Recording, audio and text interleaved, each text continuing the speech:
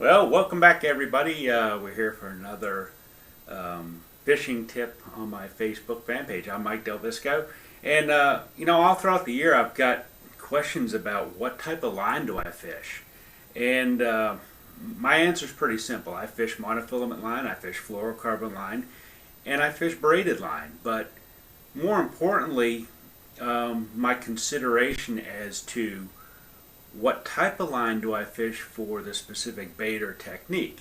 That's the real answer. I fish all three of these lines, but I don't fish fluorocarbon for some things, and I don't fish monofilament for other things, and I don't fish braid for other techniques. So how do I break this down? And line is such a personal thing, and everybody's got their favorite types of lines that they fish. For me, it's very, very simple.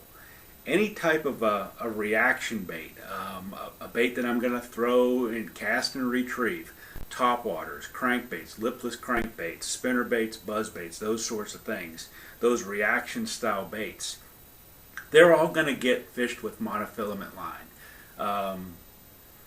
10 to 20 pound test. I really try to let the line size dictate a little bit about what I'm doing. If I'm fishing around heavy cover, say with a buzz bait or a spitter bait, I'm going to go up to 17 or 20 pound test, as big a line as I can possibly get away with.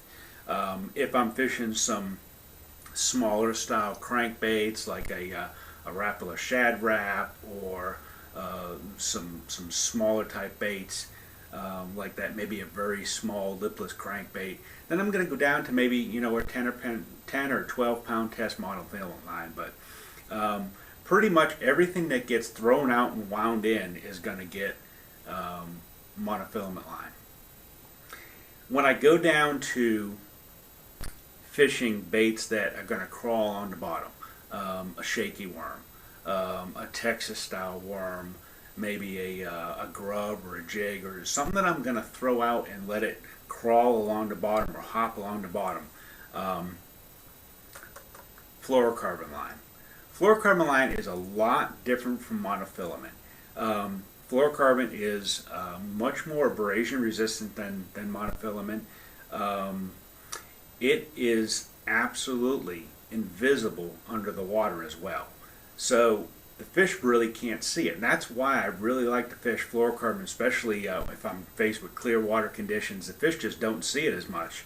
And those baits that kind of hop along the bottom, you're fishing them much slower. The fish get a chance to really look at them quite a bit, and I don't want the fish to get alerted to my line. So I think they can see monofilament line a little bit better, or a lot better actually, than they can the fluorocarbon. Fluorocarbon is, as far as stretch is concerned too, stretch is a whole lot less than monofilament line. Monofilament line could stretch 18 to 20%. Fluorocarbon could stretch 10 or 12%. So your sensitivity, your abrasion resistant, and your strength gets much, much better using fluorocarbon line. Now I will tell you one thing. The guys at Suffolk's Line have come up with this stuff, this fluorocarbon, and a lot of people don't pay attention really to how the line has been put on their filler spool by the manufacturer. The guys at Suffolk's have come up with this precision winding method of actually putting the line on the spool, which is kind of a really cool thing. They're one of the few manufacturers who's actually thought about this. It will give you a much user-friendly process of putting the line on your reel.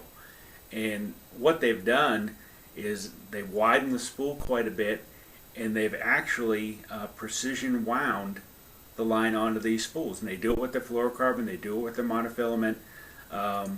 And it's a really cool thing to be able to use line when it comes off your spool nice and straight. You don't have to worry about kinks or coils or things like that. I will tell you two things about spooling line on your reels, whether you're using spinning gear or you're going to use casting gear.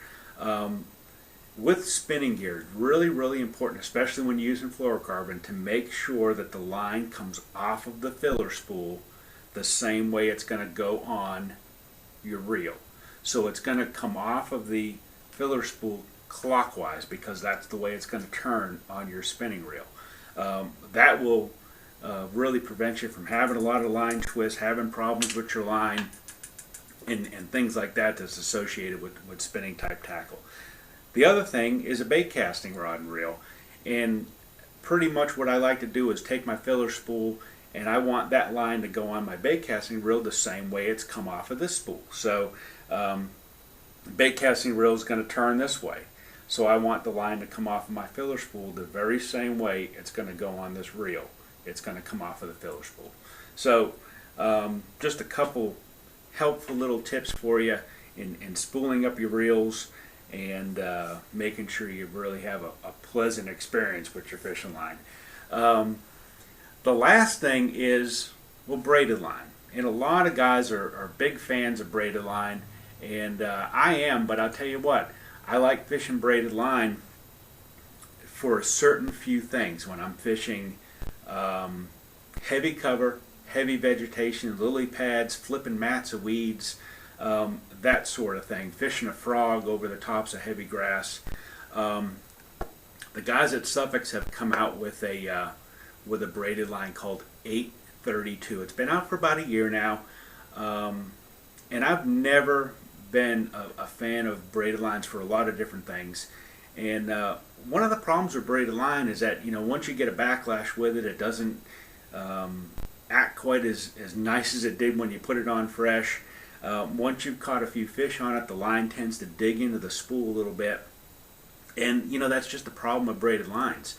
832, there's a reason why they called it 832, and basically how braided lines are made is there's these strands of Dyneema or spectra fibers, and these fibers are wound together and they make that braided line, and they're super strong. They don't stretch at all, and you get the diameter of a light pound test line with the strength of something that's 80 pound test or 50 pound test. Just incredibly strong line. What 832 basically means: 7 strands of Dyneema, 1 strand of Gore precision fiber. Now, Gore is Gore-Tex. It's in your rain suit, shoes, boots, things like that. And they found by combining the 1 strand of Gore with 7 strands of Dyneema, and they actually wrap it 32 times per inch. It takes 12 hours to make 150-yard spool of this braided line. It, in turn,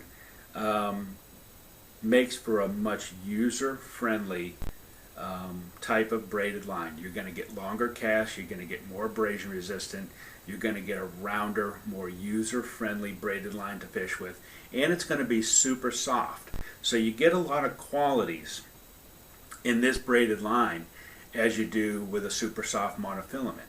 The one thing that I've really found in fishing this line quite a bit is when I set the hook on a fish and I get him in the boat and I go to make another cast, I find that my line hasn't dug into the spool.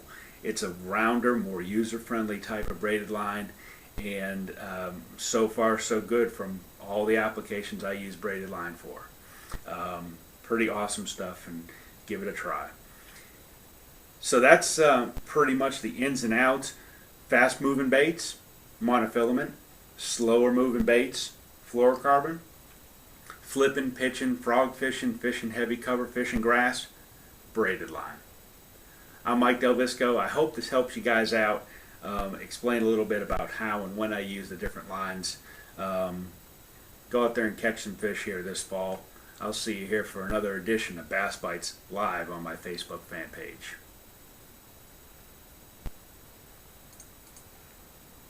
If you're a hardcore bass pro or just a weekend warrior, call us or log in to get the latest products.